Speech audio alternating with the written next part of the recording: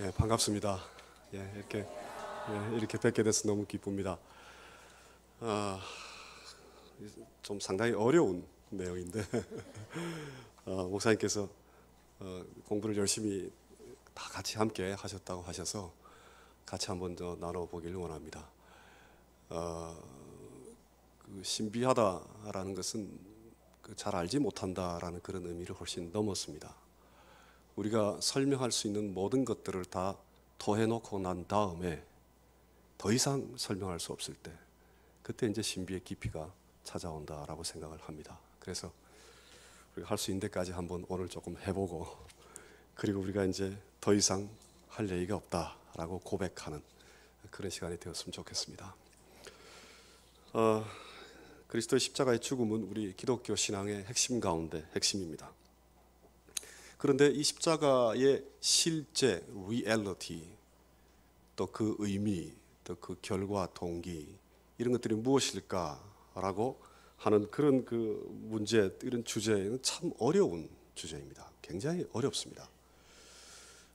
그래서 요즘에는 서양 신학이 특별히 이제 십자가와 연관지어서 잘못된 길을 걸어왔다라는 반성하에 주로 이제 상황 신학을 통해, 즉 우리가 처해 있는 상황을 통해 그리스도의 십자가를 어떻게 잘 이해할까, 뭐 십자가뿐만 아니라 신학의 여러 가지 분야를 우리가 처해 있는 상황을 통해 어떻게 잘 이해할 수 있을까라는 그런 움직임들을 하고 있습니다. 뭐 서양 세계에서는 지금, 그리고 그 서양 세계의 영향을 받아 비서양 세계에도 신학적 작업이 활발하게 일어나고 있습니다. 그러니까 우리의 것을 통해 십자가를 어떻게 잘 이해할 것인가라는 이제 그러한 문제입니다. 그래서 저는 십자가에 대한 관심을 가지고 박사 논문을 쓸 때 그 남태평양의 바누아투라는 나라에서 2년 동안 신학을 가르치면서 그 섬나라의 곳곳을 찾아다녔습니다. 섬나라는 것이 원래 이제 그런 민속적인 얘기들이 많기 때문에, 그래서 그런 이야기들을 수집하면서 그리스도의 십자가를 조금 더 잘 해석할 수 있는 그런 그 이야기들이 없을까, 그런 궁금함을 가지고 여러 군데를 돌아다녀봤습니다. 그리고 필리핀에서 4년 동안 또 신학을 가르칠 때에도 학생들하고 끊임없이 질문을 주고받으며 혹시 너희들이 태어났던 곳에서 그 여러 가지 이야기들, 또 우리 상황 속에, 우리 문화 속에 있는 이야기들, 그걸 통해 그리스도 십자가를 조금 더 잘 이해할 수 있는 방법은 없을까, 이제 그런 문제들을 오랫동안 논의를 해왔습니다. 그런데 이제는 그 작업을 포기했습니다. 왜 포기했는가 하니, 우리가 그리스도를 신적 존재다라고 믿음으로 고백한다라면, 이것도 굉장히 어려운 문제이죠. 그건 오늘 오후에 그 문제를 조금 다루겠습니다. 예수 그리스도가 신적인 존재다라는 것을 우리가 만약 인정한다면, 십자가의 죽음은 신적 존재가 자신이 지은 피조물을 위해 십자가의 죽음으로 희생한 사건입니다. 그러니까 신적 존재의 자기 희생의 이야기입니다. 이런 이야기는 지구상에 존재하지 않습니다. 어떤 문화에도 이런 이야기는 찾아볼 수가 없습니다. 그러니까 우리의 상황, 즉 인간의 상황을 가지고 그리스도 십자가를 잘 해석할 수 있는 방법이 존재하지 않습니다. 왜 그런가? 우리 사고 속에 그러한 패러다임 자체가 존재하지 않기 때문에 그렇습니다. 즉 우리가 신이라고 생각하면 그 신은 우리보다 능력이 높은 자입니다. 우리를 아주 그 큰 능력으로 끌어당기거나 우리에게 뭐 필요한 것들을 제공해 주는 그런 그 Almighty God, 즉 전능한 하나님으로 우리는 보통 생각합니다. 어떤 철학과 어떤 문화에서도 신적 존재가 인간을 위해 처참하게 죽음으로 그 인간을 살려냈다라는 그런 사고는 존재하지 않습니다. 그러니까 우리 문화 속에, 인간 문화 속에 그런 것이 존재하지 않기 때문에, 따라서 우리는 성경 속에 있는 이야기로 그리스도의 십자가를 해석하고 이해하려고 노력해야 합니다. 그것이 우리가 다른 신학적 작업을 할 때, 뭐 삼일체도 그렇고 여러 가지 작업을 할 때는 우리의 문화가 많이 연관이 되어 있습니다. 그래서 같이 여러 가지 동원을 해야 되긴 합니다만, 특히 십자가를 해석할 때 그때는 성경을 통해 그리스도의 십자가를 이해하는 것이 참 바람직하겠다라는 그런 결론을 내려서 성경을 요즘 더욱더 열심히 보고 있습니다. 우리 같이 한번 기도드리겠습니다. 하나님의 신비하고 거룩한 말씀이 우리의 가슴 깊은 곳에 자리하게 하시며, 이 땅에 널리 증거되고 선포되게 하시옵소서.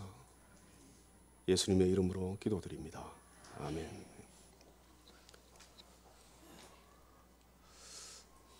설교를 하면서 동시에 하는 걸 처음 해봐서 제가 넘기는 걸 잊어버렸습니다. 방금 한 내용이 지금 이런 내용입니다. 예, 방금 아주 고유한 이야기다라는 그런 내용을 먼저 말씀을 드렸습니다. 자, 이제 화면의 왼쪽을 보시면 심판을 대신 받으셨다, 예수께서. 이것이 이제 우리가 잘 알고 있는 소위 형벌적 대속론입니다. 깔뱅이 주로 이제 많이 얘기를 했죠. 많은 우리 기독교인들이 뭐 천주교까지 다 포함해서 그리스도의 십자가 얘기하면 이 얘기를 제일 먼저 합니다. 우리의 죄를 대신해서 십자가에서 심판받으셨다. 그것이 틀렸다는 얘기가 아닙니다. 틀렸다는 얘기가 아닙니다. 맞죠? 맞는데 굉장히 폭이 좁은 이야기입니다. 쉽게 얘기해서 구약에는 제가 발견하는 걸로 보면 구약에는 그리스도 십자가 해석을 위한 한 9가지 정도의 생각의 틀들이 존재합니다. 어떤 힌트들이 존재합니다. 또 예수님 스스로 십자가에 대해서 약 12가지 정도의 사상을 펼쳐놓으셨습니다. 그리고 복음서 외에 신약에서는 그리스도의 죽음에 관해, 십자가에 관해 제가 발견하기로 한 25가지 정도의 다른 아이디어들이 있습니다. 모티브들이 있습니다. 그러니까 대충 두리뭉실하게 보더라도 한 30가지 이상의 굉장히 복잡하고 다양한 그 생각들이 또 선포들이 성경을 통해 우리에게 드러나 있습니다. 그런데 예수께서 우리 죄를 대신해서 십자가에서 심판받으셨다. 틀렸다는 게 아니고 그것만으로만 그리스도의 십자가를 해석하는 것. 이것은 이제 하나님의 그 열심, 또 하나님의 풍요로움, 하나님의 다가오심에 대해 우리가 눈을 좀 가리고 내가 보고 싶은 그것만을 보겠다라는 우리의 틀 속에 갇혀 있는 그런 그 위험이 있습니다. 그래서 지금 뭐 목사님께서 연구를 많이 하시고 특히 이제 늘푸른 교회에서는 십자가에 관해서 연구를 많이 하시고 공부하시고 메디테이트 하시고 기도하시는 걸로 제가 알고 있습니다만은 기독교인이라면 죽을 때까지 그리스도의 십자가에 관해서 관심을 가지고 계속 그 성경을 통해 공부하시는 것이 필요하지 않나 이런 생각을 해봅니다. 그래서 요 껍질로부터 좀 탈피를 해야 되지 않겠나라는 그런 생각을 해보고, 두 번째로 이제 오른쪽을 보시면 현대 신학자들은 십자가를 굉장히 비난합니다. 이거 조금 생소하시죠, 지금. 이게 참 심각한 문제입니다. 아주 심각한 문제가 되어버렸습니다. 왜 그런 거 아니? 기독교가 그 타민족을 말살하는 기독교 제국주의의 한번 소용돌이를 거쳐갔습니다. 한 400~500년 동안 계속됐죠. 기독교는 전혀 변함없는 객관적인 그런 진리다라는 생각하에 다른 민족을 말살하고 노예 제도를 만들고 노예를 갖다 팔고 뭐 이렇게 끔찍한 만행을 저질렀습니다. 서양 기독교가. 한국 기독교도 그걸 지금 따라하는 그런 부분들이 꽤 있습니다. 그래서 우리가 굉장히 깊이 성찰해야 될 부분입니다. 그런데 그 이면 속에 그 타민족을 말살하는 그 폭력적 성향을 가지게 된 종교, 잘못된 종교, 그 이면 속에 그리스도의 십자가가 자리하고 있다라는 거죠. 아주 충격적인 이야기죠. 그래서 십자가 때문에 기독교가 바이런트하다, 폭력적이다라고 주장하는 주장들이 특별히 이제 그 여성주의 그리고 해방신학에서 많이 나옵니다. 여성주의 해방신학은 굉장한 가치를 갖고 있습니다. 정말 우리 열심히 공부해야 됩니다. 그분들이 갖고 있는 그 높은 가치를. 근데 그쪽에서 시각에서 볼 때 그리스도의 십자가가 우리를 폭력적인 기독교인으로 만들었다라는 그런 반성들이 있습니다. 거기에 대해서 참 깊이 생각을 해 보아야 합니다. 그래서 십자가를 심지어 폐기하자라는 얘기까지 있고, 지금 메인라인 처치는 그 주류 교회에서 많은 그 학자들과 목회자들은 주일 설교에 십자가를 더 이상 잘 하지 않습니다. 왜냐하면 철저히 이해할 수도 없고, 둘째 이게 너무 잔혹하다, 너무 바이런트하다. 또 하나님이 왜 그걸 허락하셨을까? 뭐 이런 여러 가지 문제점들에 대해서 대답을 찾지 못하기 때문에, 또 전통 신학이 십자가를 너무 또 좁게 해석한 걸로 잘못 이해하기 때문에 전통 신학을 자꾸 배제하려고 하는 그런 움직임 속에 있습니다. 그래서 참 안타깝습니다. 양쪽을 다 보아도 심각한 문제가 있습니다. 전통 신학도 십자가의 그 이해가 폭이 굉장히 깊은데 우리가 잘 모르고 있고, 현대 신학은 십자가를 폐기하고자 하는 움직임까지 보인다라는 것, 그런 이제 어려움 속에 있습니다. 그래서 이제 그 우리가 이제 그 왼쪽처럼 십자가를 너무 단순하게 이해하는 것도 지금 문제이고, 또 오른쪽처럼 십자가를 뭐 결과 위주로 해석하거나 또 기독교의 모든 문제를 십자가로 다 돌려버리는 것, 이것도 참 큰 문제입니다. 그래서 이 두 가지 문제를 생각하면서 오늘 본문이 참 흥미롭습니다.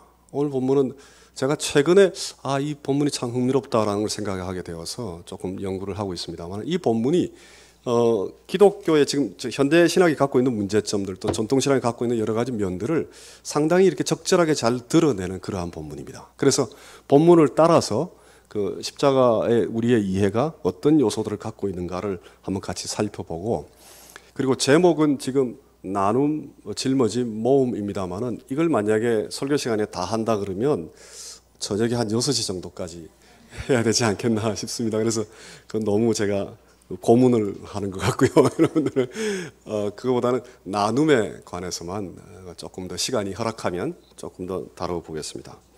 제일 먼저 18절을 한번 보시면, 이거 또 제가 뒤늦게 또 이렇게 죄송합니다. 18절을 보시면, 사환들아 범사에 두려워함으로 주인들에게 순종하되 선하고 관용하는 자들에게만 아니라 까다로운 자들에게도 그리하라. 부당하게 고난을 받아도 하나님을 생각함으로 슬픔을 참으면 이는 아름다우나, 이런 말씀이 있습니다. 어떻게 생각하세요? 문제가 굉장히 많은 말씀이죠. 문제가 굉장히 많은 말씀. 첫째는 이게 그 노예 제도 자체를 인정하는 듯한 그런 말씀이죠. 지금 노예 제도를 인정하는 성경 구절 한 300구절 이상 됩니다, 성경에. 그런데 현대인은 그 어느 누구도 노예 제도를 더 이상 받아들이지 않습니다. 그러니까 당시의 상황에 지금 이제 사환이라고 우리나라 한글 성경은 굉장히 이렇게 좀 부드럽게 번역을 하셨는데, 사실은 가정집에 있는 개인 노예입니다. 개인 노예. 물론 이제 우리가 잘 알고 있는 뭐 뿌리에 나오는 그런 흑인들 노예를 부렸던 거하고는 조금 달랐습니다. 우리 구약은 훨씬 더 달랐고요. 그러나 헬라 로마 시대 때 노예는 그보다는 조금 달랐습니다. 훨씬 더 자유가 많이 주어졌는데, 그래도 어쨌든 노예죠. 분명히 노예입니다. 노예 제도를 인정하는 것하고 더더구나 심각한 문제가 되는 것은 부당하게 고난을 받아도, 즉 주인이 정당하게 행동하지 아니하고 부당하게 행동을 해도 그냥 참고 견디라는 거예요, 그게. 그러니까 이 말씀을 가지고 지금 뭐 17세기, 18세기 노예 제도를 운영했던 사람들이 잘못 이용하고 잘못 활용을 했습니다. 그 노예들에게 참고 견디라라는 걸로. 그러니까 결국은 정의롭지 못한 사회 현상이나 정의롭지 못한 그런 주인이나 이런 자들을 향해 기독교는 정의를 위해 싸워야 합니다. 반드시 fight against 해야 되는 거죠. 싸워야 하는데, 이 성경 구절을 따르면 부당한 정의를 그냥 받아들여라 라는 말씀으로 잘못 해석할 수 있습니다. 그래서 그리스도의 십자가가 고난을 미화하거나 고난을 수동적으로 수용하는 쪽으로 잘못 오용되었다, 잘못 사용되었다라는 것이 지금 이제 현대 해방신학자들과 여성신학자들이 주장하는 내용입니다. 즉 기독교가 한편으로 그리스도의 십자가 때문에 특별히 고난을 미화하거나 심지어 고난을 찬미한다라고까지 주장합니다. 그것은 옳지 못하죠. 옳지 못하죠. 더더구나 잘못된 고난에 관해, 잘못된 정직하지 못한, 정의롭지 못한 고난에 관해서는 우리는 싸워야 하는데, 성경 말씀이 지금 이렇게 말씀하시고 있다 해서 이제 그런 주장들이 나옵니다. 제가 100% 따르는 건 아닙니다. 조금 있다고 비판을 하겠습니다. 너무 걱정은 안 하셔도 됩니다.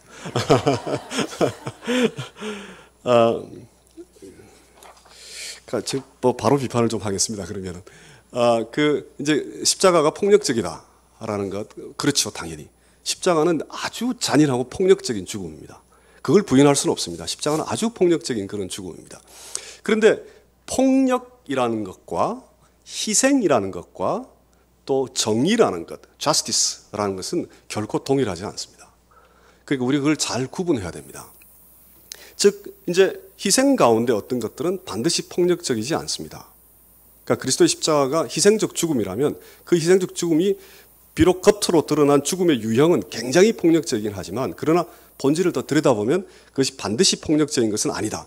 어떻게 설명할 거냐라고 할 때, 우리의 삶 속에도 희생을 여러 가지 생각해 볼 수 있습니다. 예를 들어서 우리가 타자와 다른 사람들과 관계를 맺을 때, 쉽게 생각할 수 있는 거죠. 우리가 다른 사람들과 관계를 맺을 때, 예를 들어서 내가 나를 고집하기만 하고 내가 나에게 딱 붙어 있고 나의 것만 계속 얘기한다면 타자와 다른 사람과 관계를 맺을 수 없습니다.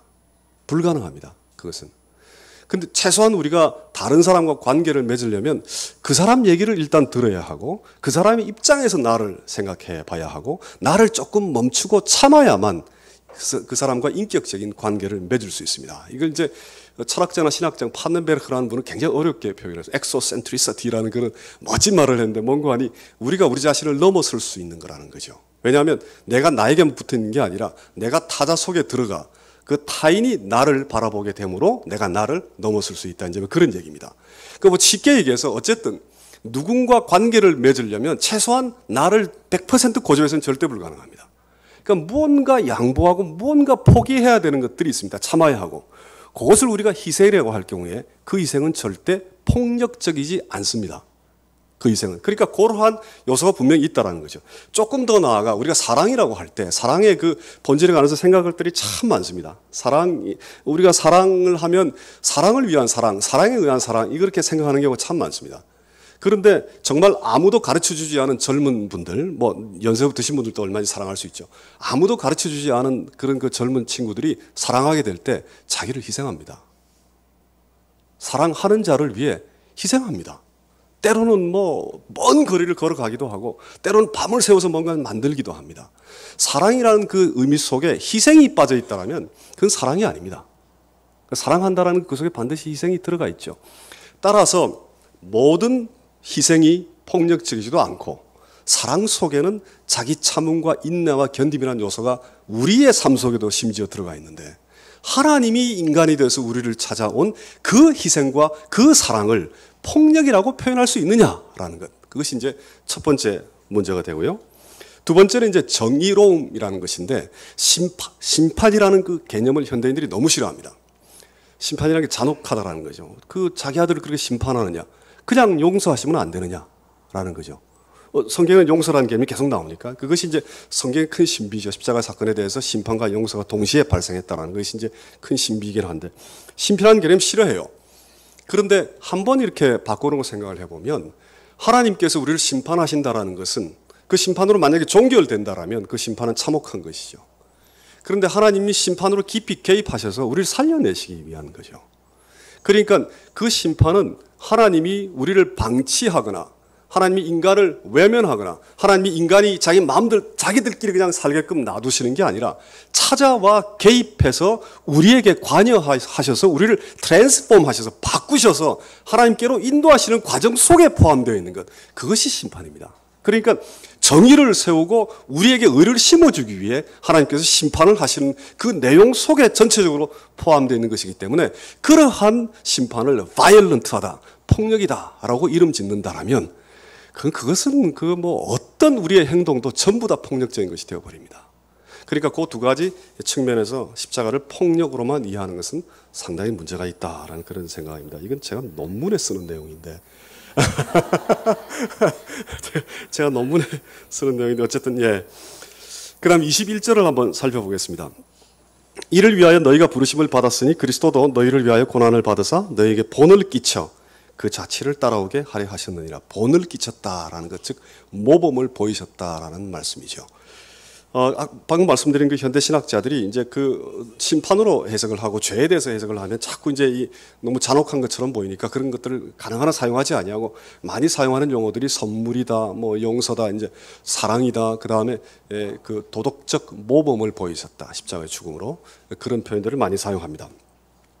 그리스도의 십자가의 죽음이 우리에게 도덕적, 영적, 또 성화의 그런 모범을 보이셨다라는 건 너무나도 중요한 성경적 진리입니다. 따라서 기독교인들은 사실은 세상의 그 어떤 윤리적 그런 그 사람들보다 압도하는 윤리적 잣대를 갖고 있어야 합니다. 희생이라는 것, 그것은 그 일반 도덕에서는 별로 가치로 인정하지 않는 것이 바로 희생이라는 개념인데 기독교의 도덕적 혹은 윤리적, 영적 가장 최고의 가치는 뭔가 희생이거든요. 그리고 희생을 통한 사랑이거든요. 그러니까 기독교인은 그 어떤 우리가 그렇게 못해서 문제지만 기독교의 복음의 진리를 따르는 자들은 가장 그 도덕적으로 수준 높은 자들이어야 합니다. 그러니까 도덕적 모범을 보이셨다는 것 당연히 성경적인 내용입니다.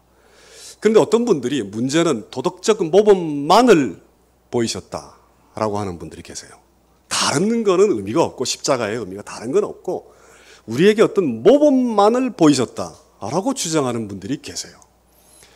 많이 만나봤습니다. 그런 분들 제가 많이 만나봤는데 조금 이상하죠? 조금 이상합니다. 일단 논리적으로 조금 이상합니다. 왜 그런 거 하니 만약에 죽음이 그 어떤 가치를 전혀 가지고 있지 않고 도덕적 모범의 가치만을 가지고 있다라면 그 죽음은 도덕적 모범이 될 수가 없습니다. 논리적으로 불가능하죠. 왜냐하면 죽음 그 자체, 예를 들어서 죽음의 종류가 여러 가지가 있지 않습니까? 죽음이 예를 들어서 자연사, 또 사고사, 뭐 질병사, 자살, 그런 것들은 도덕적 가치를 가지고 있지 않죠. 아무런 도덕적 가치를 가지고 있지 않습니다. 또 하나 도덕적 가치라는 것은 우리가 평상시에 잘 하기 어려운데 그 열심히 해가지고 그쪽 그 높은 수준으로 올라가는 것, 그것을 우리가 도덕적 가치라고 부르죠. 그런데 죽기 위해서 노력할 필요 있습니까? 죽기 위해서 노력할 필요가 없습니다. 죽음이라는 것, 즉 죽음 그 자체, 그것은 도덕적 가치가 아니라 인간의 실제, 리얼리티입니다. 우리 모두가 당면하는 하나의 문제입니다. 노력할 필요 없어요. 우리 다 죽을 수 있습니다. 그러면은 죽음이 어떻게 해서 도덕적 가치를 가지는가? 그 죽음이 희생적 죽음일 때, 예를 들어서 희생적 죽음일 때 그때는 도덕적 가치를 가지죠. 그러니까 죽음이 도덕적 가치만을 가지면 도덕적 가치를 가질 수가 없게 됩니다. 논리적으로. 그래서 많은 현대 신학자들이 주장하는 도덕적 모범론은 논리적인 그런 그 문제를 갖고 있습니다. 그 다음에 22절 또 살펴보겠습니다. 그는 죄를 범하지 아니하시고 그 입에 거짓도 없으시며 욕을 당하시되 맞대어 욕하지 아니하시고 고난을 당하시되 위협하지 아니하시고 오직 공의로 심판한 이에게 부탁하시며 또 자신을 맡기시며. 이 본문 자체만을 가지고 하려면 조금 초점이 좀 달라집니다만, 그러나 이 본문에서 우리가 발견할 수 있는 힌트는 예수께서 고난을 거부하지 아니하시고 받아들이셨다라는 그런 의미죠. 수용하셨다. 그래서 이제 저는 이제 이걸 나눔의 그런 신비다라고 이렇게 이제 정리를 하고 생각을 하는데, 보통 우리가 십자가에 대해서 생각을 하면 왜 예수께서 또 하나님이 그리스도 안에서 그런 끔찍한 고난을 당하실까라는 그 왜에 대한 대답을 찾으려고 노력하는 경우가 많습니다. 그런데 우리가 정말 제일 먼저 사실 이해해야 될 것은 하나님이 그리스도 안에서 인간의 고난을 겪고 당하셨다라는 것. 즉 고난 속에 있는 인간들과 함께 하셨다라는 그 실제, 그 사상입니다. 이 사상은 참 정말 신비롭습니다. 신비로운데 이 나눔이라는 이 의미는 두 가지가 있습니다. 예수께서 자기 자신을 우리와 나누셨다라는 것, 그것은 제가 시간 허락하면 조금 더 다루겠습니다. 그리고 또 하나는 예수께서 인간을 나누셨다라는 겁니다. Christ shares humanity in himself. 그 자신 안에 인간을 나누셨다.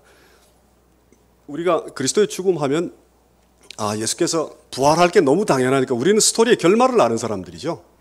그러니까 부활이 너무 당연하니까 예수님 죽음이 그냥 스쳐 지나가는 과정으로 생각하는 경우가 많습니다. 그런데 만약에 예수님이 신적 존재라면 그분이 죽음의 고난으로 인간의 고난 속에 찾아오셨다라는 것, 이것은 정말 어마어마한 얘기입니다. 어마어마한 얘기입니다. 인간이 그 고통 속에 있다라는 것, 이것은 어떤 철학자도 어떤 그 사상가도 해결하지 못한 문제입니다. 왜냐하면 이 고난이라는 것이 여러 종류가 있는데, 고난이 이제 그 퓨너티브, 그 죄를 그 심판하는 그런 측면이 하나 있고, 또 고난을 통해 우리가 다시 새롭게 정금처럼 다시 나온다고 해서 그 교육적인 그런 그 차원이 있고, 또 영적인 차원이 다 있습니다. 그래서 고난이 순기능을 하는 경우가 꽤 있죠. 그런데 우리가 그렇게 단순하게 생각하면 곤란합니다. 고난 가운데 까닭 없는 고난이 있습니다. 아무런 이유가 없는 고난, 까닭 없는 고난. 욥기의 제1주제가 바로 그겁니다. 욥기의 제1주제가 욥이 한탄하고 사탄이 얘기하고 하나님이 다 얘기하는 게 뭔고 하니 까닭 없는 고난이 왜 인간에게 주어지느냐라는 문제예요. Suffering without any reason. 아무 이유가 없이 고난이 주어진 거예요. 욥의 스토리를 보십시오. 그렇게 돼 있죠, 실제로. 그 다음에 또 무의미한 고난, 또 정의롭지 못한 고난이 너무 많습니다. 정의롭지 못한 고난. 또 절대 고난이라는 absolute suffering. 절대 고난이라는 건 인간이 극복하지 못하는 고난. 그런 고난들이 종류가 사실 많죠. 아프리카에 에이즈 걸려서 지금 죽어가는 어린아이들은 많이 있죠. 왜 그 아이들이 그렇게 죽어야 됩니까? 왜 그 아이들이 그런 고난에 있어야 됩니까? 누구 책임입니까? 누구 책임입니까? 그러니까 그 고난을 설명하고 해석할 만한 어떤 패러다임들이 없어요. 철학으로 지금 한참 제가 지금 글을 쓰고 있습니다. 여러 철학의 종류들을 가지고 고난을 통해 신존재를 부정하기도 하고, 그러나 그걸 방어하려고 여러 가지 철학적인 그런 논의들이 이루어져 왔는데, 어느 누구도 고난이 왜 인간에게 오는가에 대해 해석할 수 있는 자는 없습니다. 인류가 당면한 가장 어려운 문제입니다. 이 고난의 문제는 우리 세월을 얘기할 필요도 없이 우리 속에 고난이 깊숙이 들어와 있다라는 겁니다. 그러니까 그 고난에 대한 우리의 이해와 접근도 굉장히 좀 조심스러워야 합니다. 이렇게 너무 좀 심플리파이, 단순화되어서 고난을 해석하고, 고난은 하나님의 은총이다라든가, 고난 속에 하나님 뜻이 다 있다라든가, 너무 쉽사리 그렇게 얘기하는 것은 참 위험합니다. 여러 종류의 고난이 있기 때문에. 그런데 이제 이 고난에 관해 기독교가 접근하는 방식이 굉장히 다양합니다. 창세기를 통해 윤리적으로 접근을 하죠. 죄가 고난을 만들어냈다라고 얘기하죠. 그것도 굉장히 독특하죠. 그 다음 욥기를 통해 아주 인격적인 그런 고난 문제가 나옵니다. 그러니까 그렇게 하나님을 향해 욥이 왜 도대체 안 나타나시고 내 고난 도대체 어디 있느냐, 나는 차라리 태어나지 않는 것이 더 낫다라고 얘기해도 하나님이 찾아오시죠, 욥을. 그러니까 대답을 주시지는 않아요.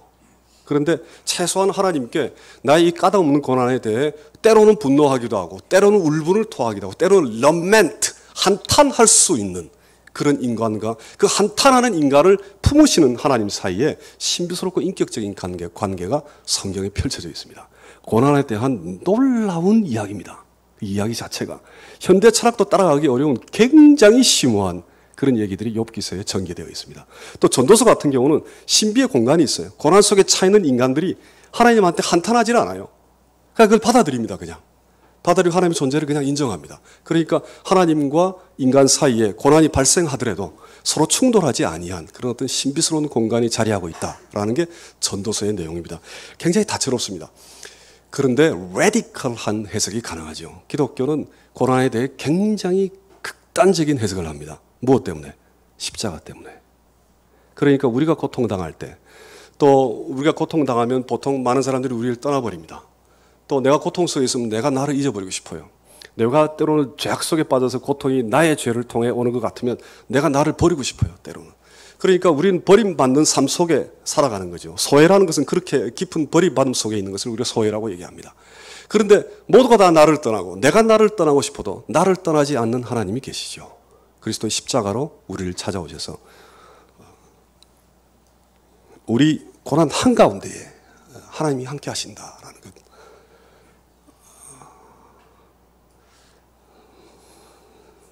그래서 이 기독교는 그 어느 종교에도 발견되지 아니하는 그 인간의 고난 한가운데에 하나님이 계시는 그러한 종교입니다.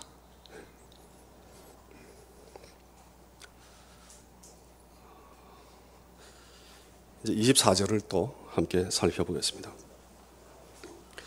친히 나무에 달려 그 몸으로 우리 죄를 담당하셨으니 이는 우리로 죄에 대하여 죽고 의에 대하여 살게 하려 하심이라. 그가 채찍에 맞음으로 너희는 나음을 얻었나니. 아까 말씀드린 대로 우리가 이제 좀 좁게 그리스도의 십자가를 생각하면 죄를 대신해서 심판받으셨다. 이 대신하다라는 말이 참 문제가 되는 표현입니다. 대신하다라는 표현이.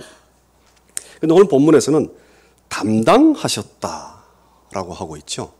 이건 이제 짊어지셨다라는 뜻입니다. 그 헬라어 원어도 아나페로라는 단어인데 그 페리호라는 그 이렇게 자동차 태우고 가는 배를 페리라고 그러죠. 그 페리호라는 단어가 페로라는 헬라어에서 왔습니다. 그러니까 carry한다, 이렇게 데리고 간다라는 그런 뜻이에요. 그 앞에 아나라는 강세형이 붙어서 때로는 그것이 이제 carry up, 위로 데리고 가다, 그런 의미를 가지기도 하는데, 그러나 이제 너무 그렇게 문자적으로 풀을 필요 없이 짊어진다라는 그런 의미로 생각할 수 있습니다. 우리가 대신하셨다라는 말과 짊어지셨다라는 표현이 분명히 다릅니다. 그 부분을 우리가 조금 조심스럽게 살펴보아야 합니다. 대신했다라는 말은 우리가 보통 이제 예를 들어서 축구장을 한번 생각해 보시면 축구를 하는 11명의 축구 선수들 가운데 한 명이 부상을 당하면 들것에 실려 가지고 나오죠. 실려 나오고 그다음 대신하는 자가 들어가서 경기를 계속합니다. 그것이 이제 우리가 생각하는 대신의 개념입니다. 즉 교환되거나 대체되었다, replace 되었다. 그렇게 생각하는 그것이 이제 우리가 생각하는 대신의 개념입니다. 그런데 짊어졌다라는 건 우리가 축구를 하다가 부상을 당했어요. 쓰러져 있는데 예수께서 들어오셔서 우리를 등에 짊어지고 뛰신다라는 겁니다. 그러니까 축구장에서 우리는 밖에 쫓겨나지 않았습니다. 왜냐하면 예수께서 우리를 등에 짊어지셨기 때문에 그렇습니다. 한번 상상을 한번 해보십시오. 11명이 다 부상당해서 다 넘어져 있어요. 이런 비유가 좋은 비유인지는 모르겠습니다만 하여간 다 넘어져 있어요. 다 죽으려고 그래요. 예수께서 들어오셔서 11명을 전부 다 등에 업고 홀로 축구 경기를 하시는 그런 장면을 한번 그려보십시오. 그것이 성경이 선포하는 짊어짐의 의미입니다. 그거는 우리의 사고 속에, 우리의 삶 속에 그런 짊어짐이란 존재하지 않습니다. 우리는 교체되는 걸로, 대신한다라면 교체되는 걸로 생각합니다. 그런데 우리가 그리스도의 등에 짊어짐을 당해서 그리스도와 함께 하고 있기 때문에 비록 우리는 우리 능력으로 우리 자신을 구원할 힘은 전혀 없지만 그러나 그리스도와 동행하는 자들입니다. 내가 동행해서가 아니라 그리스도가 우리를 짊어지셨기 때문에 엎혀져 있기 때문에 그리스도와 동행하는 자들입니다. 따라서 그 그리스도의 삶, 그 그리스도의 윤리적인 것, 그 그리스도의 영적인 면이 우리 삶 속에 드러나야 됩니다. 왜냐하면 그리스도하고 붙어 있기 때문에 우리가. 그래서 우리의 삶이 정말 흘러넘치는 은혜로 가장 윤리적이하고 가장 영적인 모습을 가져야 합니다. 오늘 본문은 22절, 24절은 이사야 53장을 인용한 것으로 보입니다. 이사야 53장 4절에도 짊어졌다라는 표현이 나옵니다. 그 단어도 그 70인역에 가면 헬라어 단어가 페로라는 단어가 사용됐습니다. 그러니까 대신하셨다라는 표현이 문제를 많이 일으킬 경우에, 오해를 많이 일으킬 경우에 대신했다는 말보다는 짊어지셨다라고 표현하고 이해하는 것이 훨씬 적절해 보입니다. 그래서 오늘 그런 측면에서 이 본문이 참 중요한 본문입니다. 굉장히 중요한 그런 본문입니다. 우리 성경에서 고린도후서 5장 14절에 보면 한 사람이 모두를 대신하여 죽었다. 따라서 모든 사람도 죽었다. 그런 말씀이 있습니다. 우리가 대체되고 교환되는 걸로만 생각하면 한 사람이 모두를 대신해서 죽었으면 다른 사람들은 죽을 필요가 없죠. 그런 수학 공식은 사실 없습니다. 한 사람이 모든 사람을 대신해서 죽었는데 따라서 모든 사람이 죽었다. 그런 공식은 없습니다. 수학에 그런 공식은 없죠. 그리고 또 우리가 잘 아는 갈라디아서 2장 20절 그 신약에서 가장 아름다운 두 단어입니다. 크리스토순 에스 타오로마이고 딱 두 단어. 그리스도와 함께 십자가에 못 박혔나니. 그러니까 예수 홀로 다 하신 거지만 우리가 그리스도와 함께 십자가에 못 박혔다라는 것이 신약이 선포하는 신비입니다. 그러니까 예수 홀로 십자가에 돌아가셨지만 우리는 그 어느도 배제된 사람들이 아닙니다. 우리는 포함된 자들입니다. 십자가에 포함된 자들입니다. 로마서 6장 6절과 8절도 마찬가지입니다. 그리스도와 함께 죽고 그리스도와 함께 산다라는 것, 이 함께 죽는다라는 것, 그것이 이제 짊어짐으로 인해 가능하지 교체됨으로 인해 가능한 것은 아닙니다. 그래서 대신 짊어지셨다라는 것보다 짊어지셨다라는 표현이 훨씬 더 적절해 보입니다. 또 이제 그 25절에 보면 너희가 전에는 양과 같이 길을 잃었더니 이제는 너희 영혼의 목자와 감독이 대신 이에게 돌아왔느니라. 십자가에서 예수께서 결국은 이루신 것이 무엇일까? 그렇게 끔찍한 죽음으로 우리를 찾아와 죽음을 함께 나누시고 그리고 죽음 속에 있는 우리를 짊어지시고 그리고 그걸로 끝났는가? 무엇을 하시는가? 그 다음이 무엇일까라는 것. 물론 십자가는 하나의 사건이지만 여러 가지 측면을 가진다는 거죠. 그 다음에 일어나는 건 결국은 무엇인가? 예수께서 우리를 하나님께로 인도하시는 것이 아닌가? 하나님께로 인도하시는 것이 아닌가? 우리가 그렇게 생각했을 때 우리는 이제 다 자기 마음대로 길을 가는 어린 양들 같아서 다 제 갈 길로 가버린 거죠. 근데 예수께서 우리를 불러 모으십니다. 자기에게로. 불러 모아서 오늘 본문에도 너의 영혼의 목자와 감독 되신 이에게 돌아왔느니라 라고 되어 있죠. 당자가 이렇게 돌아오는 그런 과정으로 보이는데 그럼 당연히 우리가 어떤 행동을 해야 됩니다. 믿음이라는 그 무언가가 분명히 있어야 합니다. 그러나 본질적으로 우리 행동이 그 유발되기까지 예수께서 결국은 하신 일입니다. 본질적으로. 그러니까 나누어 우리에게 찾아오셔서 우리를 짊어지셨는데 짊어지셔서 우리를 어디로 데리고 가시는가? carry up 하시는가? 하나님께로 우리를 인도하시는 것. 그것이 아마 구원이라는 추상적인 그 의미의 가장 구체적 표현이 아닐까 그런 생각을 해봅니다. 우리가 구원받았다라는 표현을 참 많이 쓰는데 구체적인 내용이 뭘까? 그것은 하나님께로 그리스도를 통해 목자 되신 그리스도를 통해 점점 더 인도함을 받는 것. 그것이 이제 구원의 본질적인 그런 그 네이처, 본 모습이 아니겠는가 이런 생각을 해봅니다. 그래서 그 요한복음 12장 32절에 의하면 예수께서 십자가에서 돌아가시면 모든 사람을 자기 자신에게 모으실 것이다. 그런 선포가 있습니다. 그런 선포가. 그래서 우리가 보통 그걸 이제 사도 바울은 화해라는 단어로 쭉 풀어서 설명을 해놓습니다. 성경 속에.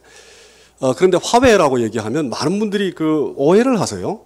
하나님하고 인간이 싸웠는데 양쪽이 지금 분쟁 속에 있으니까 이 양자 사이에 중간에 이렇게 미디에이터로 중보자로 들어서서 이 둘을 화해시키는 이렇게 이제 생각하는 경향들이 꽤 있습니다.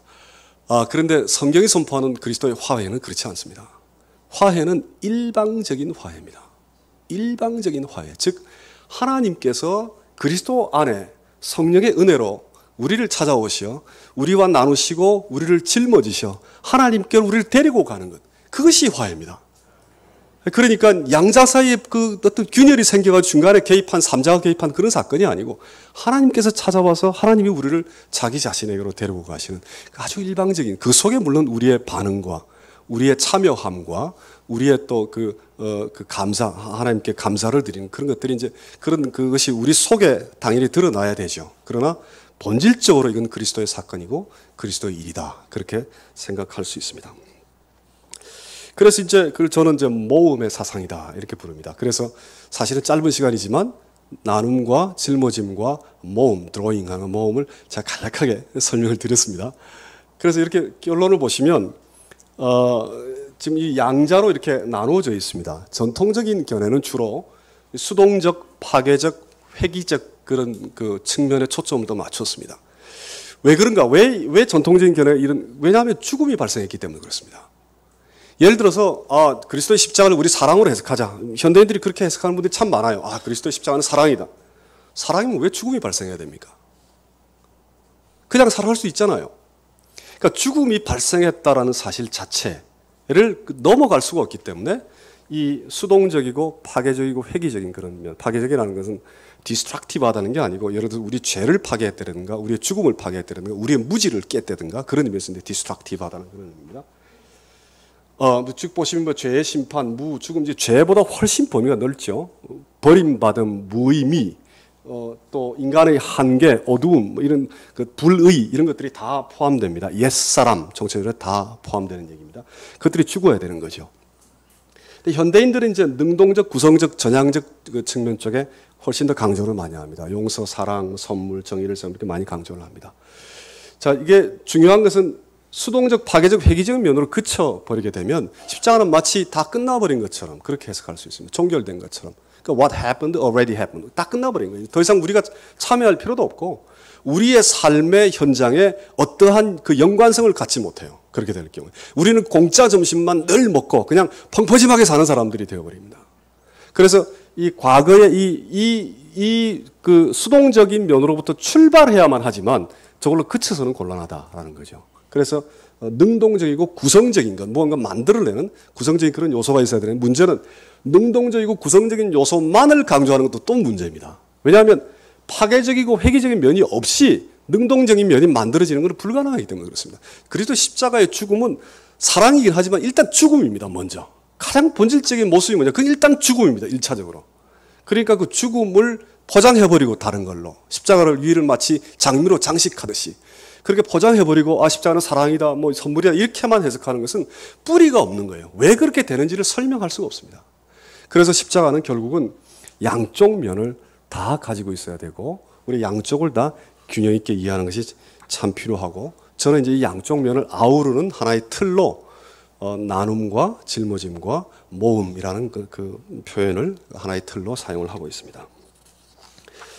자, 그 목사님께서 한 시간을 설교를 하신다는 얘기를 제가 듣고 시간을 올라올 때 시간을 딱 쟀습니다. 아직 20분 남았습니다.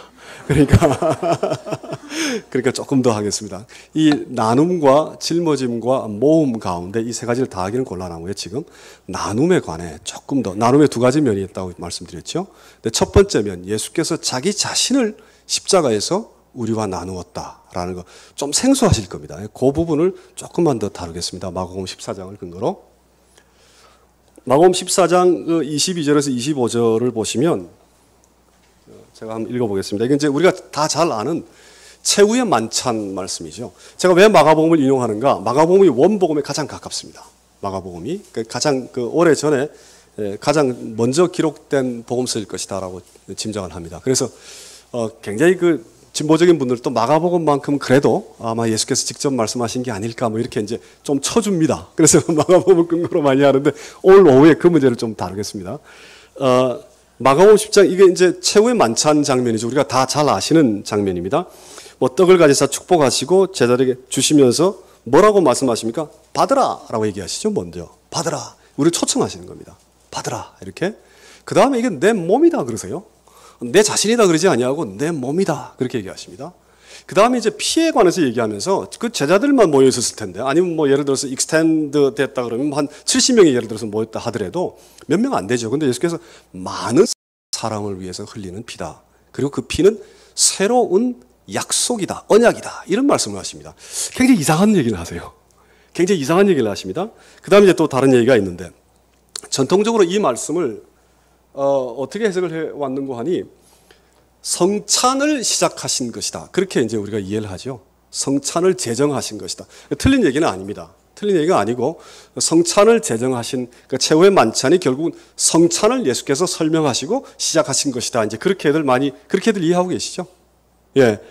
그런데 이제 그 성찬에 대한 이 본문이 예를 들어서 마태복음 26장 또 마가복음 14장, 누가복음 22장, 고린도전서 11장 이렇게 네 군데 나옵니다. 그리고 요한복음 6장을 구태여 포함한다 그러면 5군데 나온다고 볼 수 있습니다. 그 가운데 우리가 잘 아는 이것을 기념하라 라는 우리가 성찬할 때도 보면은 이것을 기념하라 이렇게 앞에 붙죠. 그리고 뭐 in remembrance of me 이렇게 합니다. 근데 이것을 기념하라라는 그 표현은 누가복음하고 고린도전서 11장에만 나옵니다. 한번 꼭 확인해 보십시오. 제가 혹시 잘못된 말을 하는 게 아닌가. 댁에 가셔서 꼭 성경은 마태복음 26장하고 마가복음 14장을 꼭 한번 확인해 보십시오. 이것을 기념하라라는 표현이 없습니다. 그 두 군데는 그런 표현이 없습니다. 그렇다면 도대체 예수께서 왜 이런 말씀을 하셨을까라는 그런 의문이 생기죠. 그 다음에 좀 많은 사람을 위해 흘리는 피라는 표현 속에는 분명히 죽음을 의미하고 있죠. 분명히 죽음을 의미하고 있습니다. 그리고 단순히 제자들을 위한 게 아니라 많은 사람들을 위한 것이다라면 그리스도의 십자가의 죽음을 설명하고 있는 것이 아닐까, 선포하고 있는 것이 아닐까 그런 이제 생각을 해볼 수 있습니다. 그리고 이 이제 최후의 만찬을 주로 이제 유월절이라는 세팅 속에 유월절 음식을 먹는 그런 과정 속에 우리가 많이 이해를 하죠. 그래서 유월절을 통해 그리스도 십자가를 해석하는, 이해하는 이제 그런 일들이 많이 있습니다. 그런데 유월절 음식 먹는 그 절차 과정 속에 이것이 내 몸이 사람을 가지고 먹으라고 하는 건 없습니다. 그건 불가능한 얘기죠. 그렇지 않습니까? 양이나 음식, 동물의 몸을 가지고 나누는 거지, 사람이 이것이 내 몸이니까 이걸 먹으라는 그런 표현과 그런 프로클레이션, 그런 선포는 유월절 식사에 전혀 없습니다. 그러니까 예수께서 비록 유월절을 드시는 세팅 속에 이 최후의 만찬을 하셨다 할지라도 유월절을 얘기하기보다는 자기 자신에 관한 얘기를 하고 계시는 겁니다. 자기 자신에 관한 얘기를 하고 계시는 것으로 우리가 보는 것이 더 필요하겠다라는 그런 생각입니다. 또 이건 조금 유추하는 것이긴 하지만 만약 25절이 천국에 관한 부활 이후의 사건을 예수께서 말씀하시는 거라면 22절과 24절까지는 십자가에 관한 것이 아닐까. 우리가 이제 또 그렇게 추측해 볼 수도 있습니다. 그리고 심지어 비록 이 구절이 예수께서 유월절을 성찬에 관한 것을 제정하신 그런 말씀이라 할지라도 당연히 저는 그렇게 받아들입니다. 일부분 당연히 그럴 것이다라고 생각합니다. 그렇다 할지라도 성찬이라는 것은 하나의 드러난 그 사건인데, 드러난 참여인데 성찬에 관해서도 우리가 정말 열심히 생각해 봐야 될 문제가 참 많습니다. 그런데 그 성찬의 원형이 되는 건 뭡니까? 십자가죠. 십자가가 없는 성찬은 불가능합니다. 그렇죠? 그러니까 비록 최후의 만찬이 성찬을 제정하신 거라 할지라도 그 속에 이미 십자가에 대한 내용을 예수께서 선포하고 있구나라고 우리가 이해할 수 있습니다. 그래서 이제 이런 점들을 우리가 취합해서 생각을 해보면 예수께서 이제 많은 현대학자들이 그렇게 얘기합니다. 요한복음 몇 군데를 빼놓고 예수께서는 자기 자신의 죽음에 관해 어떠한 의미 해석도 하지 않았다. 즉 예수의 십자가 신학은 존재하지 않는다. 이제 그런 주장들이 많습니다. 바로 그 점 때문에 제가 이제 십자가 신비와 역설이라는 책을 썼는데 이 구절을 만약에 조금 더 이렇게 지금 말씀드린 이런 내용들을 고려해서 그리스도의 십자가의 죽음에 대한 자기 자신, 예수님 자기 스스로의 선포다라고 했을 때 이 의미가 상당히 깊어지죠. 상당히 그 심오한 그런 의미를 가집니다. 조금 살펴보면 물론 이제 이렇게 돼서 두 가지 질문이 발생을 합니다. 보시면 그리스도의 몸과 피가 받으라고 하셨으니까 그리스도의 몸과 피가 그리스도의 죽음을 통해 우리 안으로 들어온 것인가라는 그 질문이죠. 우리가 잘 이해가 안 되죠. 무슨 얘기인지 우리가 잘 이해가 안 됩니다. 그런데 어쨌든 만약에 예수께서 자기 자신의 죽음에 대한 의미 해석을 선포하시는 것이라면 받으라 먹으라는 그 얘기는 내가 죽게 되면 나의 몸과 피가 너희들에게 들어가게 될 것이다. 그 말씀을 하시는 거죠. 그럴 경우에 그게 도대체 무슨 얘기냐라는 거 우리가 이해를 하지 못합니다. 그런 점들이 지금 어려운 점들이죠. 두 번째는 어떻게 죽음이 새로운 언약이 될 수 있느냐라는 거죠.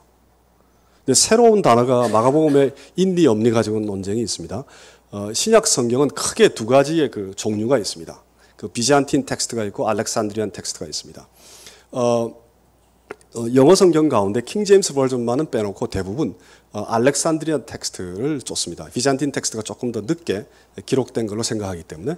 근데 사실 비잔틴 텍스트가 그 전에 있었던 것으로 역사가들이 보고하기도 합니다. 그런데 이제 비잔틴 텍스트에는 마가복음에 새 언약이다라는 그 새라는 단어가 들어가 있습니다. 그래서 여러분 성경도 보시면 밑에 주석이 달려 있어가지고 어떤 사본에는 새 뭐 이렇게 되어 있을 겁니다 아마. 그러니까 예수께서 이 새 언약이다라는 표현을 자기의 죽음이 새로운 약속이다라는 거예요. 옛 약속이 아니라 새로운 약속이다라는 그런 선포를 한다라면 이게 도대체 무슨 얘기냐라는 거죠. 어떻게 죽음이 새로운 약속이 될 수 있는가라는 것. 그러니까 이 두 가지가 이제 참 우리가 이해하기 어려운 그런 질문이 등장하게 됩니다. 그래서 조금 더 생각을 해보면 이 새 언약이라는 단어가 예레미야 31장 31절부터 34절까지 등장하는 그런 그 표현입니다. 굉장히 중요한 텍스트입니다. 이 다음 화면을 보면 왜 중요한가를 아실 겁니다. 일단 이것만 지금 살펴보시면 새 언약을 세운다라고 하셨죠. 구 언약 속에서 하나님은 이스라엘 백성들의 남편이셨습니다. 남편. 그 얘기는 이스라엘 백성들이 있으면 남편으로 그냥 옆에 있었던 거예요. 늘 보호하고 지키고 임마누엘 하나님으로 동행하는 하나님으로 옆에 남편으로 있었습니다. 그런데 그래봤자 자꾸 떠나요. 이스라엘 백성들이. 자꾸 떠나니까 하나님께서 예레미야 선지자를 통해 어떤 말씀을 하시는 거 아니? 내가 나의 법을 아예 너희 마음속에 새겨놓겠다 그러세요. 그러니까 옆에 동행하는 자로 지금까지 살았더니 너희들이 자꾸 떠나요. 그럼 못 떠나게 하는 유일한 방법은 뭡니까? 내가 내 자신을 너희 안에 집어넣어 놓겠다라는 겁니다. 그러니까 그 새 언약의 본질적인 질은 무언가? 단순히 staying together, 서로 같이 머무르는 그런 동행이 아니라 너 안에 내가 들어가겠다는 그런 말씀이죠. 그래서 보면은 그렇게 들어가게 되니까 작은 자로부터 큰 자까지 다 나를 알게 된다. 그리고 그 알게 됨을 통해 내가 그들의 죄악을 용서할 것이다. 그래서 만약에 마가복음 14장 즉 새 언약 피로 세우신 그리스도의 새 언약을 십자가 사건으로 만약에 이해를 하고 이 구절을 다시 보게 되면 참 신비스럽게 잘 맞아요. 이 말씀이. 그래서 그러면 이게 우리의 생각인가? 그렇지 않는 것 같아요. 여기 보시면 벌써 이 예레미야에서 이 말씀이 선포되었고 마가복음에서 예수께서 이 말씀을 선포하셨고 히브리서 저자가 오늘 8장 1절부터 13절 한번 꼭 관심을 가지고 읽어보십시오. 이 새 언약이 그리스도를 통해 죽음으로 이루어졌다라는 걸 암시하는 표현들이 쭉 나옵니다. 히브리서 8장 1절부터 13절까지. 이 얘기는 무언고 하니 히브리서가 조금 더 이후에 이제 쓰여졌는데 초기 교회 공동체는 예레미야 31장에 등장했던 새 언약과 예수 그리스도께서 최후의 만찬에서 말씀하셨던 새 언약이 연관성을 가진다라는 걸 알고 있었을 가능성이 굉장히 높다라는 겁니다. 벌써 초기 교회가. 왜냐하면 히브리서에 그 얘기를 하고 있기 때문에. 그래서 우리가 생각해 볼 때 그리스도의 최후 만찬의 그 새 언약이란 피로 세운 새 언약이라는 표현은 히브리서를 근거로 만약에 우리가 해석한다면 예수께서 자기 자신을 우리 가슴 속에 새겨 놓으시는 것. 무엇을 통해? 몸과 피, 즉 죽음을 통해 우리 안에 하나님이 그리스도를 통해 들어오신다라는 것, 즉 그리스도가 자기 자신을 우리와 나누신다라는 그런 정말 말로 표현할 수 없는 심오한 기독교의 그 사상, 그 믿음의 내용에 우리가 도달하게 됩니다. 그래서 우리 속에 자신의 몸과 피를 새겨 넣으시는 그런 죽음이다라고 이해할 수 있습니다. 이것이 이제 어떻게 가능한가? 이 신학자들이 이걸 꼭 다뤄야 됩니다. 이게 믿음으로 고백하고 난 다음에 말로 설명을 해야 되거든요. 사실은 하나님이 선문답을 하신 게 아니고 하나님이 찾아오신 하나님입니다. 계시를 통해 자기 자신을 자꾸 드러내세요. 우리는 물론 절대 하나님을 다 알 수 없습니다. 성경에 제가 대충 짐작하기에 한 10% 정도는 하나님이 우리에게 무엇을 계시하는 거 아닌 너희는 나를 절대 알 수 없다는 걸 계시하세요. 그게 이제 이사야 55장입니다. 너의 생각과 나의 생각은 하늘과 땅이 다르듯이 아예 다르다, 그 얘기를 하십니다. 그러니까 우리가 얼마나 하나님에 대해서 무지한가를 성경이 드러내고 있는 거예요. 그러니까 그 부분을 우리가 아포페틱 신학이라고 하는데 알 수 없는 신비의 하나님, 하나님 참 알 수 없습니다. 그런데 하나님이 자기 자신을 드러낼 때 인간의 문화와 인간의 언어를 사용해서 드러내셔야 했어요. 얼마나 답답하겠습니까? 그렇죠? 우리가 강아지에게 나를 표현하기 위해 강아지의 언어로 우리 자신을 한번 표현한다고 생각을 해보십시오. 얼마나 답답하겠습니까, 그거? 근데 그렇게까지 하면서 하나님이 우리에게 자기 자신을 드러내신 거예요. 그러니까 기독교의 그 큰 의미는 계시의 종교입니다. 하나님께서 자기 자신을 우리에게 드러내시는 거죠. 그래서 어떻게 가능한가라는 문제를 우리는 사실 고민을 해야 됩니다. 왜냐하면 하나님께서 우리에게 드러내셨기 때문에. 따라서 언젠가는 당연히 멈추어서서 우리의 무지를 고백할 수밖에 없겠죠. 그렇지만 그러나 무지를 고백하기 위한 그 과정은 굉장히 복잡하고 험난합니다. 그래서 그 과정을 좀 살펴보면 일단 이것이 어떻게 가능한가? 예수께서 우리 안에 죽음으로 들어온다라는 것, 그것이 어떻게 가능한가? 그리스도 자신의 본성에서 그 의미를 발견할 수 있습니다. 즉 우리 속에 우리가 그리스도를 먹고 마신다라는 건 예수께서 우리와 아주 동일한 그런 그 인성을 가지고 있다라는 거죠. 물론 수태됐을 때는 우리하고 좀 다르죠. 그렇지만 이제 죄가 없으시다는 것도 우리의 고백이고 그것도 우리하고 다르지만 그러나 우리와 같이 목마르시고 우리와 같이 배고프시고 그런 특히 이제 죽음에 이르기까지 우리와 동일한 그런 그 인간의 모습을 가지고 계십니다. 근데 그와 동시에 신비스럽게도 예수님은 이제 여러 장면에서 신적 모습을 가지고 있습니다. 그 거부할 수 없는 여러 모습에서. 그러니까 그리스도의 몸이라는 그 단어 속에, 물론 신체성이 배제된 게 아니죠. 몸이라는 단어가. 신체성이 포함되어 있는 몸이라는 단어 속에 그리스도의 그 거룩한 신적 요소까지 우리가 다 이해한다면 그리스도의 본성, 즉, 우리와 아주 동일한 성질을 가진 인간으로서의 그리스도와 또 하나님으로서의 그리스도, 그 신비스러운 그리스도의 본성 속에 이것의 가능성을 우리는 찾아야 되지 않느냐 이렇게 생각하죠. 그러니까 몸이 우리에게 나누어졌다라는 그 속에 우리가 도저히 경험할 수 없는, 인간이 상상할 수 없는 신비스러운 나눔이 그리스도의 본성을 통해 가능하지 않겠는가, 이제 그런 생각을 해봅니다. 두 번째는 그리스도의 이제 행동인데 예수께서 그냥 아무 말씀 없이 안 하시고 그냥 쑥 나눠주신 게 아닙니다. 최후 만찬에서 이것이 내 몸이다, 내 피다라고 하면서 받으라 라고 초청을 하셨죠. 그 다음에 죽음으로 희생하셨습니다. 그리고 우리 안에 들어오겠다는 동행의 약속을 하셨습니다. 그리고 천국 잔치 때 너희와 같이 함께 하겠다라는 그런 소망의 약속까지 하셨습니다. 예수께서 물론 verbal expression이라고 표현하긴 하지만 그 속에 그리스도의 행동이 다 담겨 있죠. 그러니까 그리스도의 본체 속에 그 어떤 신비스러운 그 가능성을 찾는다면 그리스도의 삶과 죽음과 부활과 다시 찾아오심의 행동 속에 우리가 그 가능성을 또한 발견할 수 있습니다. 그 다음에 이제 속 사람이 바뀌지 않는 한 그리스도와 짊어짐해도 계속 하나님께로 올라가는 것은 불가능합니다. 우리의 속이 사실 바뀌어야 합니다. 그래서 사도 바울은 그렇게 표현하죠. 의가 우리에게 들어와 심어졌다라고 표현합니다. 우리는 의롭게 된 자들이지만 여전히 죄인이죠. 우리 모두가 다 죄인입니다. 여전히 죄인인데 그러나 의롭게 이미 되었죠. 왜 그런가 하니 그리스도의 의가 우리 안에 들어왔습니다. 그리스도의 의가 우리 안에 들어왔다라는 것, 무엇을 통해?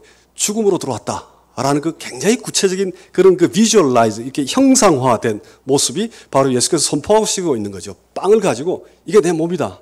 그리고 잔을 따르면서 이게 내 피다. 나의 죽음을 통해 내가 너희 안에 들어갈 것이다. 그래서 나의 의가 너희 안에 심어질 것이다. 라는 그 형상화된 그 모습이 사실은 선포되고 있는 것이다. 이렇게 이제 볼 수 있습니다. 그래서 예수께서 죽음으로 우리에게 나누어 주시고 우리 안에 들어오게 된 거다라고 이렇게 이해할 수 있습니다. 철학의 배경은 넘어가겠습니다. 이건 너무 복잡하고요. 제일 마지막에 5번째 실제라는 거. 이것이 이제 참 중요합니다. 참 어렵고. 우리가 보통 reality 혹은 진짜냐 그런 얘기를 할 때 그게 정말이냐 사실이냐 그런 얘기를 할 때 우리는 습관적으로 팩트를 가지고 그렇게 얘기를 합니다. 습관적으로 사실이냐 팩트를 가지고 팩트가 진리인 것처럼 생각하는 경우가 참 많습니다. 그래서 기독교가 그 사실을 부인해서는 곤란합니다. factual knowledge, 팩트라는 것이 그 사실이라는 것이 진리하고 당연히 가까워야 하죠. 당연히 가까워야 합니다. 그 배제하라는 것이 아닙니다. 그런데 우리가 예를 들어서 우리의 경험 속에 그림 하나를 보고 우리의 인생이 바뀔 수도 있습니다. 영화의 한 장면이 우리의 삶을 압도할 수 있습니다. 음악의 어떤 한 부분이 내 속에 깊이 잠재해 있는 고통을 치유할 수도 있습니다. 어떤 한 구절이. 그러니까 그 음악의 한 소절, 그리고 영화의 한 장면, 소설 속의 어떤 한 장면, 그런 것들은 팩트가 아닙니다. 사실이 아닙니다. 사실이 아닌데 그런 것들이 우리의 삶을 바꿀 수 있다면 그것은 실제하는 것입니다. 리얼리티라고 봐야 됩니다. 그 무엇보다도 실제로 존재하는 그 무엇이다라고 해석할 수 있어야 됩니다. 그래서 리얼리티, 실제라는 것, 그것은 우리가 생각하는 팩트라는 것보다 훨씬 더 폭이 넓은 것들입니다. 뭐 꿈도 사실은 그 실제하다라고 생각할 수 있죠. 이제 우리 인간사에 그런 것들이 만약에 있다라면 제가 꼽는 디바인 리얼리티의 요소 가운데 굉장히 중요한 두 가지가 있습니다. 선포와 약속입니다. 선포와 약속. 예수께서 빵을 드시고 이것이 내 몸이다, 내 피다, 잔을 드시고 내 피다. 그리고 그것이 자기 자신의 죽음을 만약에 의미한 것이라면 예수께서 선포하신 겁니다. 내가 죽음으로 너희 안에 들어가겠다. 그리고 이것은 새로운 약속이다. 선포와 약속을 예수께서 하신 것이죠. 그러니까 우리가 보통 선포라는 건 말로만 할 수 있습니다. 그렇죠? 그리고 약속이라는 것도 written paper로 이렇게 약속할 수 있어요. 글로 써서. 그런데 그리스도의 선포와 약속은 무엇을 통해 일어났는가? 성육신이라는 이상한 일을 통해 일어났습니다. 땅에 찾아와 인간이 된 것. 그리고 죽음이라는 걸 통해 선포와 약속을 하셨습니다. 즉 말로 선포하고 약속을 하신 게 아니라 죽음을 통해 예수께서 자기 자신의 그 들어오심, 나누심을 선포하시고 약속하셨다라면 단순히 하나님이 선포하시고 약속했다라는 걸 우리가 믿고 고백하는 정도에 그치는 것뿐만이 아니라 그리스도의 선포와 그리스도의 약속은 죽음으로 우리 가슴 속에 새겨놓은 약속과 선포이기 때문에 그것은 정말 그 어떤 리얼리티, 그 어떤 실제보다도 가장 강력한 실제로 우리가 받아들이고 고백해야 되지 않느냐라는 것. 즉 여러 실제들 요소 가운데 그리스도의 죽음이 가장 강력하고 신비스러운 실제일 수 있다라는 겁니다. 이런 강의를 하면 학생들이 꼭 저한테 물어봐요. 그거 난 본 적이 없는데요. 그거 언제 일어났죠? 난 그거 본 적이 없는데요. 그렇게 얘기를 해요. 여전히 자꾸 우리는 실제 진리라고 하면 내가 봐야 한다고 생각합니다. 인간의 봄이라는 것이 얼마나 불완전한지 잘 아시죠? 내가 보아야 된다고 생각하고 내가 만져야 된다고 생각합니다. 그리스도의 그 찾아오심, 자기 자신의 나눔의 실제, 그 약속과 선포가 언제 이루어졌느냐, 어떻게 이루어졌느냐에 대한 그 구체적인 내용은 우리가 다 알지 못할 겁니다. 그런데 그 다 알지 못한다라는 그 속에 오히려 약속과 또 그 선포에 깊은 의미가 자리 잡고 있는 게 아닌가. 우리가 이해하고 알 수 있는 거라면 예수께서 죽음에까지 이르기까지 그렇게 선포할 필요가 없었을 겁니다. 우리가 도저히 우리의 지성으로 이해할 수 없는 그 무엇이기 때문에 죽음으로까지 찾아오셔서 우리에게 선포하시고 약속하신 것이 아닐까. 그래서 비록 우리가 손으로 지금 만질 수도 없고 우리의 믿음을 통해 겨우 고백하는 뭔가 추상적인 그 무엇인 것 같지만 그러나 그림 또 뭐 영화 장면 이런 걸 통해서 유추해 보건대 예수께서 하신 선포와 약속이라는 것, 그것은 이미 다 이루어지고 우리를 통해 이루어져 가고 있는 앞으로 장차 우리에게 다가올 가장 강력한 하나님의 초청이자 하나님의 동행이자 하나님의 희생이자 하나님의 약속이다라고 생각해 볼 수 있습니다. 그래서 이것이 어떻게 가능한가? 이 삼위일체 하나님의 모습을 볼 수 있죠. 그리스도의 몸, 십자가의 죽음, 또 그의 삶, 부활, 또 초대라는 걸 하나님께서 늘 우리를 부르시죠. 성경은 하나님의 부르심입니다. 전체가 다 하나님께서 늘 우리를 초청하십니다. 자꾸 부르시죠. 창세기부터 하나님께 제일 먼저 하신 게 부르셨죠. 우리를 계속 부르십니다. 우리가 떠나도 하나님은 계속 우리를 부르시죠. 약속과 소망이라는 것, 이것은 성령이 찾아오심으로 말미암아 우리 속에 이런 소망에 대한 응답하고 그리스도와 동행하고 그 희생에 참여하는 그런 그 아주 신비스러운 일들이 우리 안에 조금씩 이루어져 갑니다. 절대 다 이루어지지도 않습니다. 그리고 30년 이루어온 게 하루아침에 다 무너질 수도 있습니다. 그러나 성령의 그 역사를 통해 그 소망이 우리 안에 조금씩 또 자연 속에, 환경 속에, 우주 속에, 지구 속에 조금씩 다 이루어져 가고 있다라고 우리는 고백합니다. 그래서 이것이 그리스도의 십자가를 통해 삼위 하나님의 그 죽음의 공동체가 만들어져 있다. 즉 살아있음으로 이뤄낼 수 없는 것을 죽음으로 살아있는 관계를 만드셨다라는 역설이 존재하죠. 신비스럽죠? 죽음으로 살아있는 공동체를 예수께서 만드셨습니다. 언제 이런 잔치가 일어나는가? 그 잔치를 통해서 보면 참 흥미롭습니다. 과거에 일어났고 지금도 일어나고 성찬이 이제 그 부분이죠. 계시록에 보면은 천국 잔치에 대한 얘기들이 많이 있습니다. 그래서 우리는 잔치 속에 살아가는 사람들입니다. 그래서 결론을 맺겠습니다.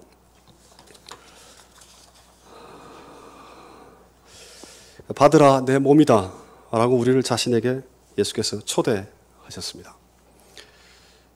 초대하신 자가 희생과 약속 없이 초대만 하신 것이 아니라 또 초대하신 자가 멀리서 서신을 띄워 우리에게 초대하신 것이 아니라 자신의 몸과 피로 찾아오셔 초대하셨습니다. 즉 우리 속에 들어오시는 그 몸과 피의 희생으로 인해 초대하신 자의 약속은 비로소 도저히 무너질 수 없는 그러한 약속이 됩니다. 희생으로 인해 초대와 약속은 과거와 미래, 그리스도와 그의 지체, 삶과 죽음을 넘나드는 하나님의 초월적 실제가 됩니다. 따라서 우리는 그리스도의 몸과 피를 먹고 마신 자들이며 또한 지금 여기서 그리스도의 몸과 피를 먹고 마시며 또 앞으로 그리스도의 몸과 피를 먹고 마실 것입니다.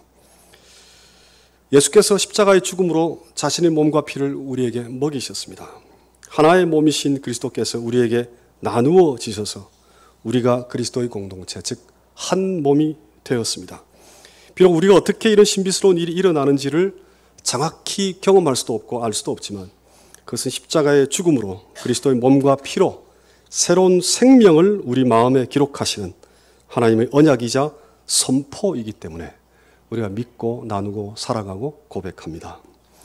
이 신비와 은총이 늘 푸른 교회의 모든 성도님들께 늘 함께 하시기를 소망하고 기도하고 축복합니다. 아멘.